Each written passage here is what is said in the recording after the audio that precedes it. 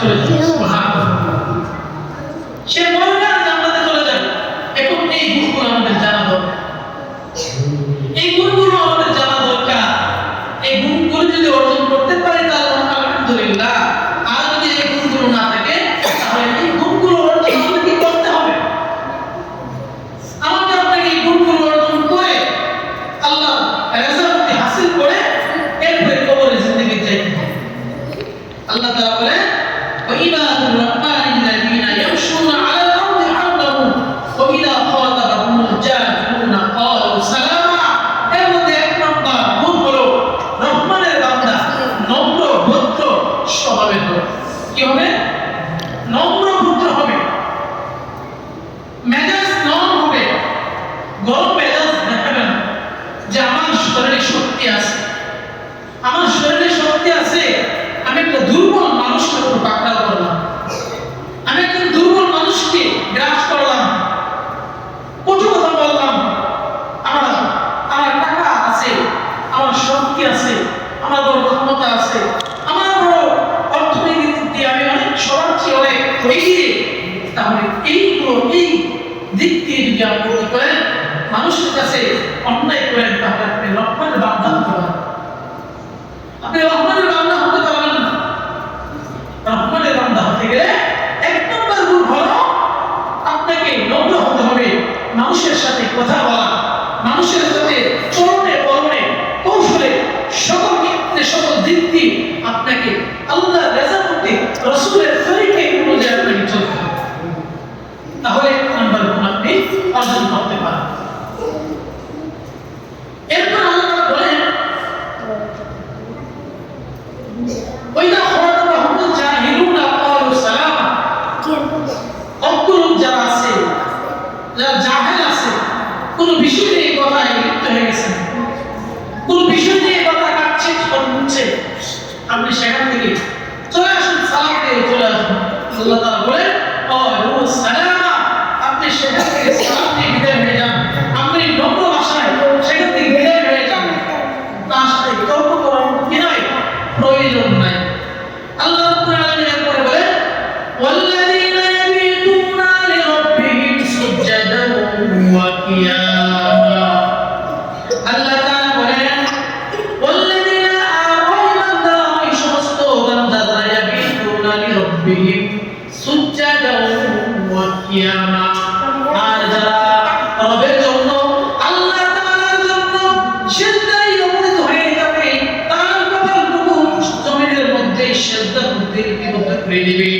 আল্লাহ তাআলার ভয়ে, আল্লাহ তাআলার মহব্বতে যেই বান্দা রাতের বেলায় দাঁড়িয়ে যাবে, তাহাজ্জুদ নামাজে দাঁড়িয়ে যাবে, নফল নামাজ পড়ার জন্য দাঁড়িয়ে যাবে, আল্লাহ তাআলা বলেন যদি কোনো বান্দা এই কাজগুলো করতে পারে তাহলে আমার রহমানের বান্দার 12 থেকে 13টা গুণের মধ্যে 2 নাম্বার অবশ্যই বান্দা অর্জন করতে পারবে। এজন্য আল্লাহ বলেন ওয়াল্লাযীনা ইয়াবিতুনা লিরাব্বিহিম সুজদান ওয়া কিয়ামা। আপনারা ওই সমস্ত বান্দারা আরেকটা গুণ হলো তারা যারা রহমানের বান্দা হবে তারা হলো লিরাব্বিহিম সুজদান ওয়া কিয়ামা। তারা সিজদা অবনত হয়ে যাবে এবং দণ্ডায়মান হয়ে যাবে, এবং রাতে দণ্ডায়মান হয়ে দাঁড়িয়ে যাওয়া মানে রাতের নামাজে দাঁড়িয়ে যাওয়া। রাতের নামাজ দ্বারা মূলত হলো তাহাজ্জুদের নামাজ, নফল নামাজ পড়া। অনেকে বলতে পারে যে 5 ওয়াক্ত নামাজে ইত্তেফাক করতে আছে। বাবা 5 ওয়াক্ত নামাজ পড়তে হবে, যুবক ভাই 5 ওয়াক্ত নামাজ পড়তে হবে, নামাজ পড়ে যায় এগুলো আমাদের পড়তে হবে। এই নামাজগুলোর পরে আল্লাহ ফরজ বিধানগুলো পুঙ্খানুপুঙ্খভাবে আদায় করার পরে আল্লাহ তাআলা যে রেজাল্ট হাসিল করার জন্য নামাজ দিয়েছে তাহাজ্জুদের নামাজ, রাসূল করিম সাল্লাল্লাহু আলাইহি সাল্লাম আল্লাহ রাসূল বলেন যদি আমি এই নামাজের তাকিদ দিতাম তাহলে এই নামাজটা আমার উম্মতের জন্য ওয়াজিব হয়ে যেত, ওয়াজিব হয়ে যেত তাহাজ্জুদের নামাজ। এজন্য আল্লাহ রাব্বুল আলামিন বলে আমার বান্দার দ্বিতীয় নম্বর গুণ হলো তারা কি করে যাবে ওয়াল্লাযীনা ইয়াবিতুনা লিরাব্বিহিম সুজদান ওয়া কিয়ামা। তারা রাতে দাঁড়িয়ে যাবে, সিজদায় পড়ে যাবে, সিজদায় লুটিয়ে পড়ে যাবে, কিয়ামা এবং দাঁড়িয়ে যাবে,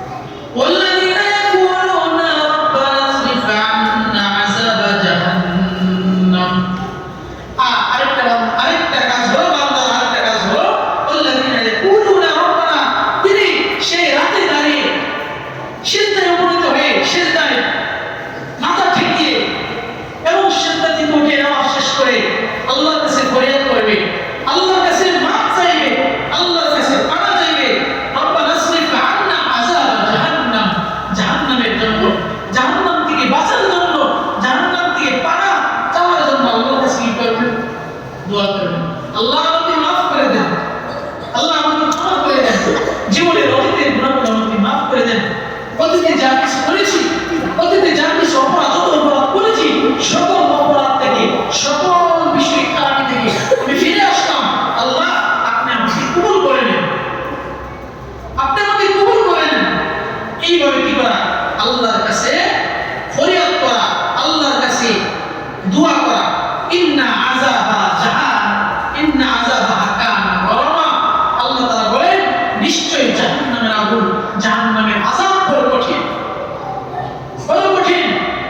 এজন্য জাহান্নামের আগুন তো কেউ, পৃথিবীতে কোনো মানুষ নাই যে জাহান্নামের আগুন সহ্য করতে পারে। আর কি মনে আছে? না, সম্ভব নয়। কারণ জাহান্নামের আগুন তো দুনিয়াতে কিঞ্চিৎ পরিমাণ মাত্র।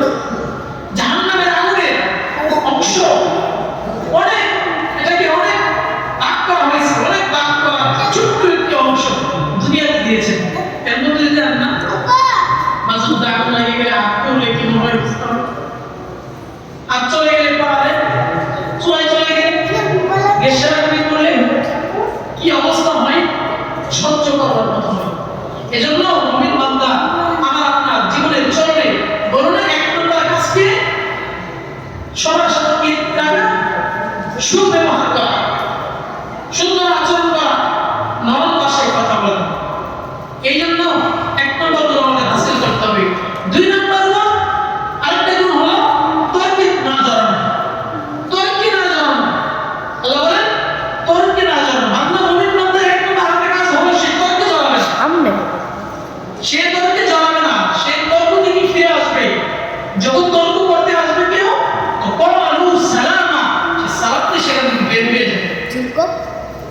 আল্লাহ তাআলা একটা গুণ হলো, তিন নম্বর, দুই নম্বর গুণ হলো আল্লাহ বলে আমার এই বান্দার একটা গুণ হলো সে সিজদা করবে, রাতের আঁধারে দাঁড়িয়ে যাবে, রাতের আঁধারে দাঁড়িয়ে যাবে এবং আল্লাহর পায়ে, আল্লাহর কদমে সিজদা দেবে এবং চোখের পানি ফেলে ফেলে আল্লাহর কাছে কি বলবে?